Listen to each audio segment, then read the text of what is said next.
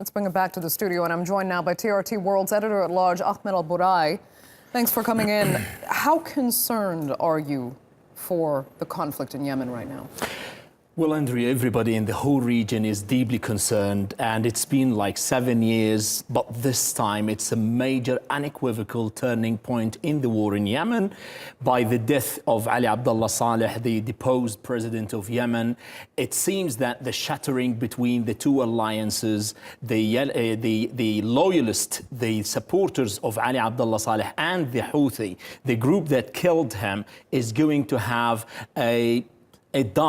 dire repercussions on the coming few days. The spillover is grim. Now it seems that the Saudi-led coalition is going to have a punishing bombing campaign to revenge the death of Ali Abdullah Saleh. On the other hand, you have his son, who is believed to be in the United Arab Emirates in house arrest. He vowed revenge, and he said that he's going to be heading, if he can, to the Yemen in order to lead the campaign to kill every Houthi till the last. That's what he tweeted, according to the Saudi news agency. He is going to kill every Houthi in Yemen. Also, Abd Rabbu Mansour Hadi, who is the internationally recognized president of Yemen, who is in Saudi Arabia, in Riyadh, he also asked the whole Yemenis to unite in order to push these Houthis out of Yemen. So it is on the ground, it is very dire consequences going to have.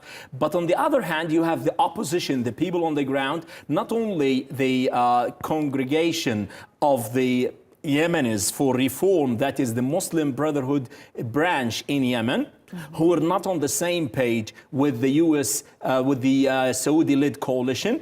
Also, you have even Saleh's party, his own party, the General People's Party. They're not on the same page. They're not one block when you're speaking about taking revenge or retaliating against the Houthi in Yemen. So it is a very complicated situation. It depends mainly on the regional powers, basically the Saudi-led coalition and the United Arab Emirates.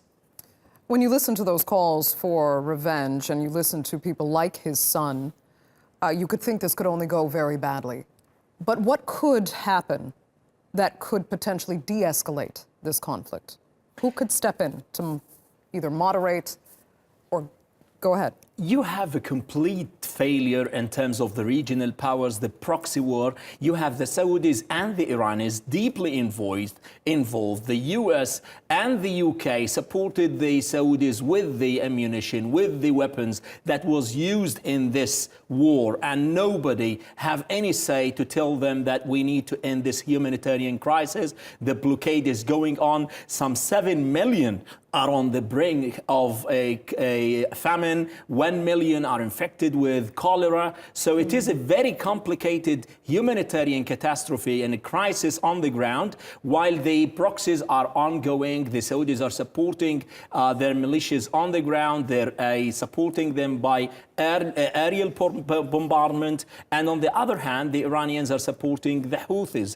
This is going to continue unless the inaction, the paralysis of the international community is gone and they step in and then tell them, we need to find a compromise to what's going on. That's the only solution you could have. On the other hand, you have Ali Abdullah Saleh, who was dancing for the whole of his life on the heads of snakes, as the cliche he himself used.